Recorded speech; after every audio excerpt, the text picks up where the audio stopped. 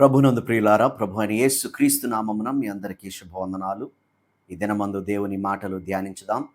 తల వంచినట్లయితే చిన్న ప్రార్థనతో నేటి వాక్య ధ్యానంలోనికి ప్రవేశిద్దాం. సర్వోన్నతుడా, జీవాధిపతి, మీ ఘనమైన నామానికి స్తోత్రం చెల్లిస్తూ ఉన్నాం. ఈ దినమందు మీ సన్నిధిలో చేరి మీ మాటలు ధ్యానించడానికి మీరు మాకు ఇచ్చిన కృపను బట్టి మీకు వందనాలు. ఆసక్తితో ఉన్న మీ బిడ్డలను మీరు దర్శించండి. వారు ఏ స్థితిలో ఉన్నారో సమస్తం ఎరిగిన దేవుడవు గనుక ప్రతి ఒక్కరితో మాట్లాడి ధైర్యపరచండి, బలపరచండి. యేసు దివ్యనామం అడిగి వేడుకొంచున్నాము తండ్రి, ఆమెన్. ప్రియులారా, ఈ దినమందు యెషయా గ్రంథము 51వ అధ్యాయము 1 నుండి 11 వచనాల్లో ఉన్నటువంటి దేవుని మాటలు ధ్యానం చేసుకుందాం. యెషయా గ్రంథము 51వ అధ్యాయము 11వ వచనాన్ని చదువుతున్నాను, జాగ్రత్తగా ఆలకించండి. యెహోవా విమోచించిన వారు సంగీతనాదముతో సియోనునకు తిరిగి వచ్చెదరు. యెహోవా విమోచించిన వారు సంగీతనాదముతో సియోనునకు తిరిగి వచ్చెదరు. ఈ మాటలు యెషయా భక్తుని చేత దేవుడు రాయిస్తూ ఉన్నాడు.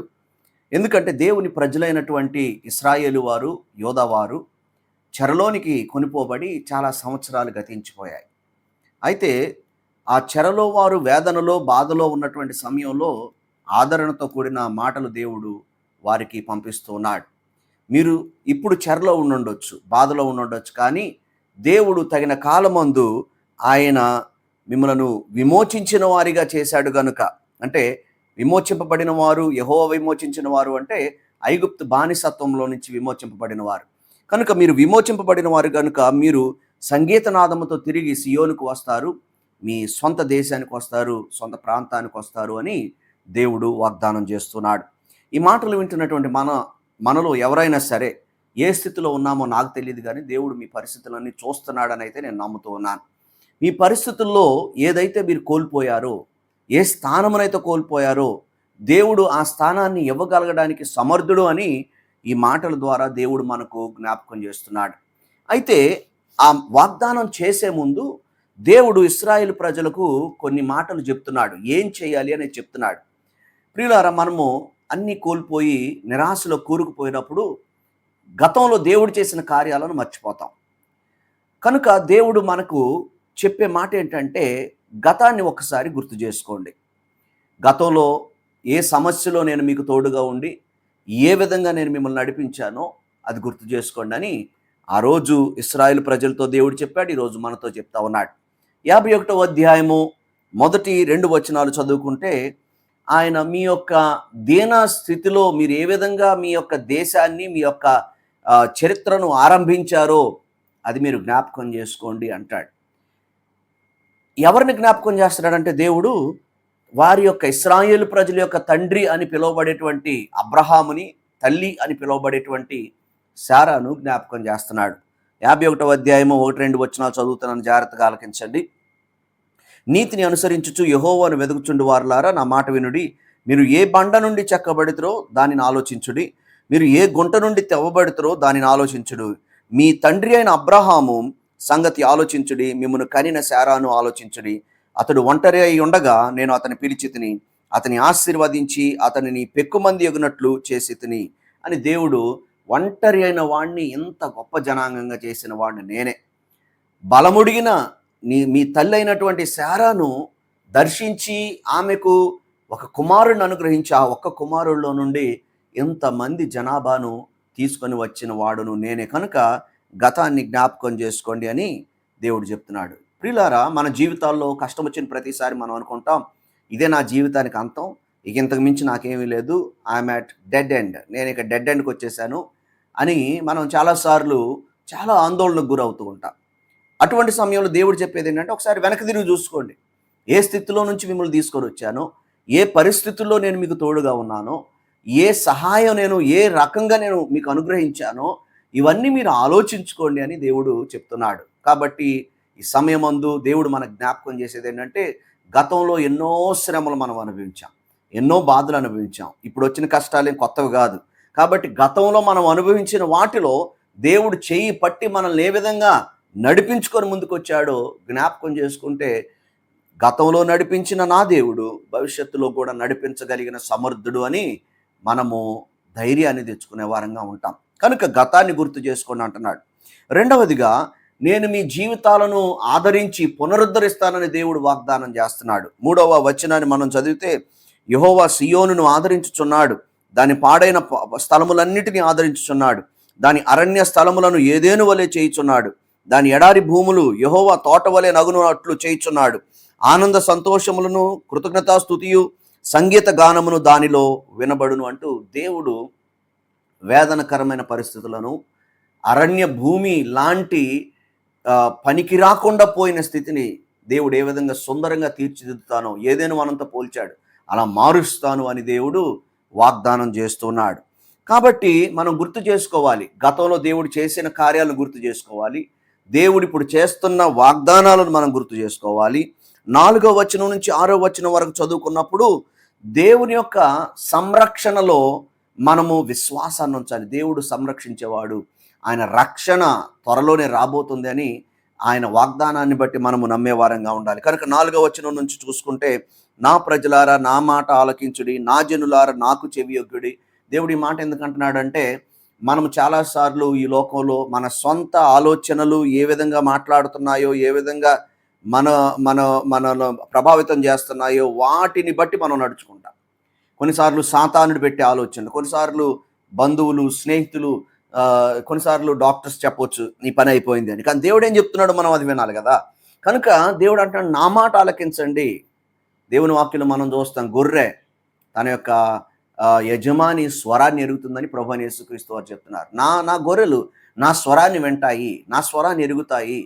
కాబట్టి ప్రియులారా, మనము దేవుని స్వరాన్ని ఆలకించే వారంగా ఉండాలి. ఏం చెప్తున్నాడు ఆయన అని అంటున్నాడు, ఉపదేశం నా యుద్ధ నుండి బయలుదేరును, జనులకు వెలుగు కలుగునట్లు నా విధిని నియమింతును, నేను ఏర్పరచు నా నీతి సమీపముగా ఉన్నది, నేను కలుగు చేయు రక్షణ బయలుదేరుచున్నది అంటూ దేవుడు ఆయన రక్షణ బయలుదేరింది అంటే దాని అర్థం it is already in action అని. అంటే పని జరగటానికి పని అయితే ప్రారంభమైపోయింది. అది ఎప్పుడు కల్మినేట్ అవుద్ది అనేది ఆయన కాలం, ఆయన చిత్తాన్ని బట్టి ఉంటుంది. ఈ లోపల దేవా నువ్వు ఇందులో నుంచి నేను నేర్చుకోవాలని నువ్వు కోరుకునేటువంటి పాఠాలు ఏంటో నాకు నేర్పించు అంటూ మనల్ని మనం సిద్ధపరచుకునే వారంగా ఉండాలి. కాబట్టి 4 నుంచి 6 వచనాల్లో ఆ మాటలు కనబడతాయి. అలాగే 7 నుంచి 8 వచనాలు చూస్తే దేవుడు విశ్వాసులకు ఎటువంటి విజయాన్ని వారి శత్రువుల మీద అనుగ్రహిస్తారు, లేకపోతే వారికి వ్యతిరేకంగా ఉన్న పరిస్థితుల మీద అనుగ్రహిస్తాడు అన్న విషయాలు 7 నుండి 8 వచనాలు మనకు కనబడతాయి. నీతిని అనుసరించు వారులారా నా మాట వినుడి, నా బోధన హృదయమందు ఉంచుకున్న జనులారా ఆలకించుడి, మనుష్యులు పెట్టు నిందకు భయపడకుడి. చాలాసార్లు మన జీవితాలన్నిటికంటే ఎక్కువగా మనుషులు నిందలేస్తున్నప్పుడు భయపడతా ఉంటాం. అని దేవుడు మనల్ని ఆదరించే మాట ఏమిటంటే, మనుషులు పెట్టే నిందకు భయపడకుడి. నీ జీవితము ఎలాంటిదో, దేవుడు నీ జీవితాన్ని ఏ దృష్టితో చూస్తున్నాడో మనుషులు ఆ దృష్టితో చూడకపోవచ్చు. చాలాసార్లు మనుషులు మన గురించి చెడుగా మాట్లాడొచ్చు, నిందలు వేయొచ్చు, కానీ వాటిని చూసి భయపడొద్దు. ఎందుకంటే దేవుడు అంటున్నాడు, నేను నీ గురించి ఏమనుకుంటున్నానో అది ఆలోచించు, కానీ మనుషులు ఏమనుకుంటున్నారో ఆలోచించొద్దు అనేది ఆయన యొక్క ఉద్దేశం. వారి దోషణ మాటలకు దిగులు పడకుడి, వారి దోషణ మాటలకు దిగులు పడకడి. ఎన్నో తిట్లు తిడతా ఉంటారు మనల్ని మనుషులు, కానీ వాటిని చూసి ఆలోచన చేసుకొని దిగులు పడుతూ ఉంటే మనం చేయవలసిన పనిని మనం చేయలేం, ముందుకు కొనసాగలేం. దేవుడు 2 రకాలుగా చెప్పాడు. ఒకటేమో గతాన్ని గుర్తు చేసుకోమన్నాడు, రెండోది గతాన్ని మర్చిపోమని కూడా ఇంకో చోట బైబిల్లో మనకు కనబడింది. ఎందుకంటే గతంలో ఉన్నటువంటి దేవుని కార్యాలను గుర్తు చేసుకోవాలి.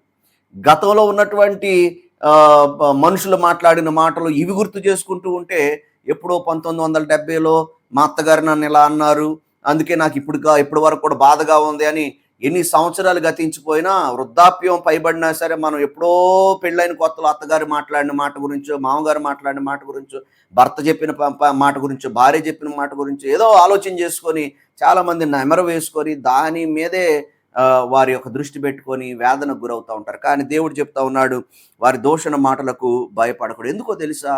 అంటే మనుషులు నాశనం అయిపోవాలని మన ఉద్దేశం కాదు. కానీ ప్రియులారా, వాస్తవానికి ఎవడన్నా యాసిడ్లో కూర్చుంటే వాడే కాలిపోతాడు. నేను యాసిడ్లో కూర్చుంటాను కాలకూడదంటే కదా, ఎవడు వాడిని కాల్చక్కర్లేదు. ఎవడైనా తప్పు చేసినప్పుడు దాన్ని బట్టి ప్రతిఫలం వాడే అనిపిస్తాడు. అందుకే 8వ వచనంలోకి వచ్చినప్పుడు శత్రువు కలిగేటువంటి శిక్ష గురించి మాట్లాడుతూ, వస్త్రమును కొరికివేయినట్లు చెమట వారిని కొరికివేయును, బొద్దిక గొర్రెబొచ్చును కొరికివేయినట్లు వారిని కొరికివేయును అని చెప్తూ, అయితే నా నీతి నిత్యము నిలుచును, నా రక్షణ తరతరములుండును. దేవుడు నీతి కలిగిన వాడు, ఆయన రక్షించేవాడు, నీతి ప్రకారం ఆయన రక్షిస్తాడు. కనుక శత్రువులతో తన నీతిని పోల్చుకున్నాడు. శత్రువులతో తన రక్షణ పోల్చుకుంటే శత్రువులు ఎల్లకాలం ఉండేవారు కాదు.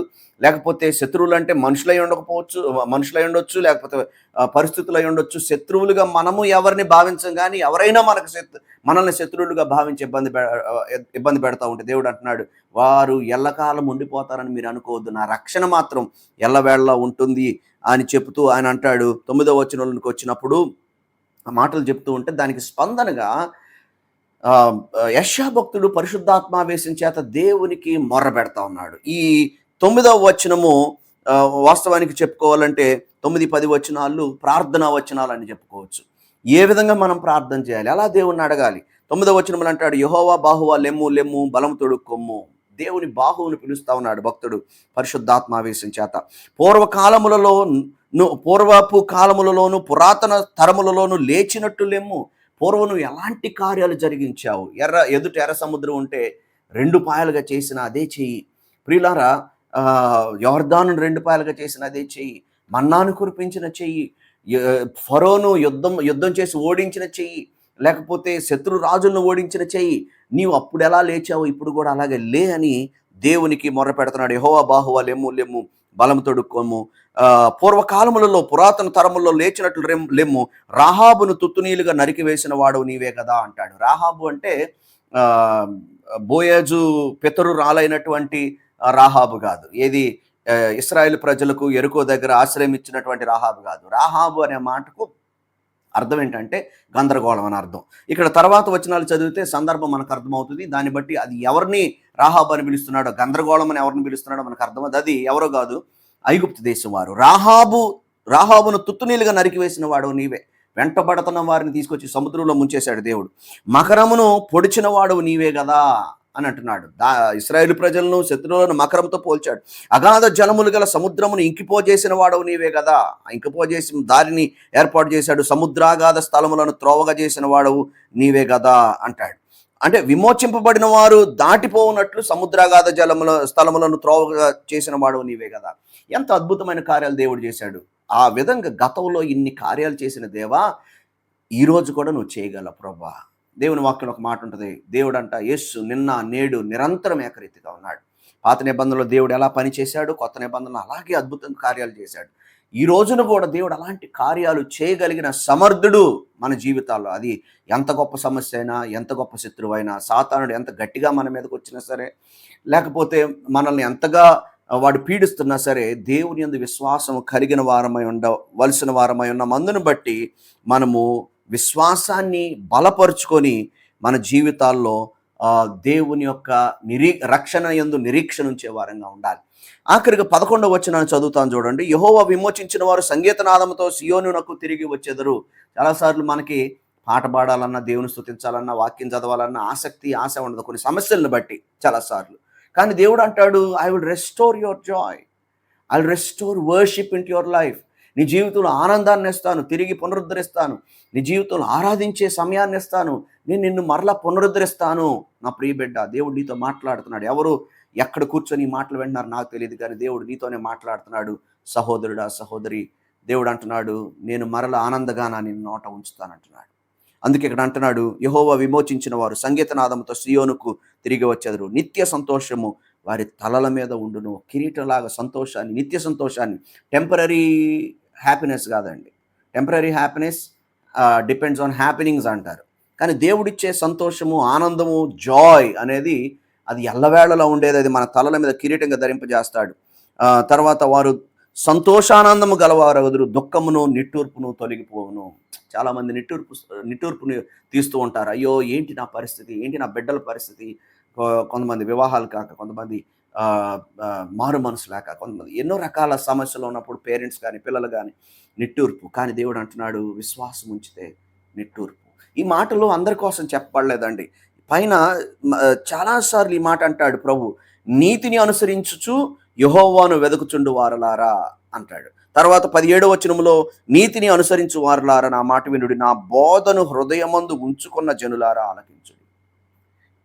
ఎవరికి ఇవి అన్వయింపబడతాయంటే, ఎవరైతే నీతిని అనుసరించి దేవుణ్ణి వెతుకుతూ ఉంటారో, ఎవరైతే దేవుని బోధను వారి హృదయాల్లో దాచుకుంటారో వారి కోసం దేవుడు చెప్తున్నాడు. ఒకవేళ మనం అలాంటి జీవితాన్ని కలిగి లేకపోతే మన జీవితాలను మనం మార్చుకోవాలి.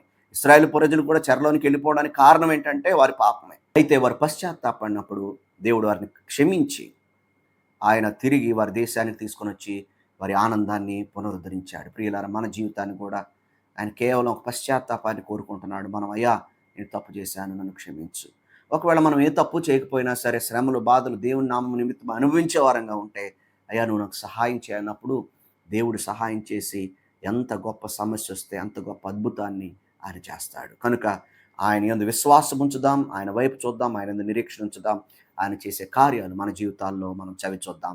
దేవుడు అటువంటి కృప మనందరి జీవితాలను అనుగ్రహించును గాక.